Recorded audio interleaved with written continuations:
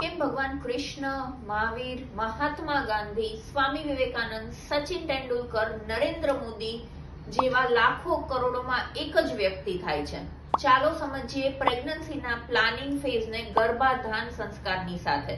Scientific રીતે સમજવા માટે તમને અમારા પેજ પર ઘણા બધા વિડીયોઝ મળશે, પણ સાયન્સની સાથે સાથે સ્પિરિચ્યુઆલિટી, આધ્યાત્મિકતા પણ એક ઇઝી કન્સેપ્શન અને હેલ્ધી પ્રેગ્નન્સી માટે બહુ જરૂરી છે.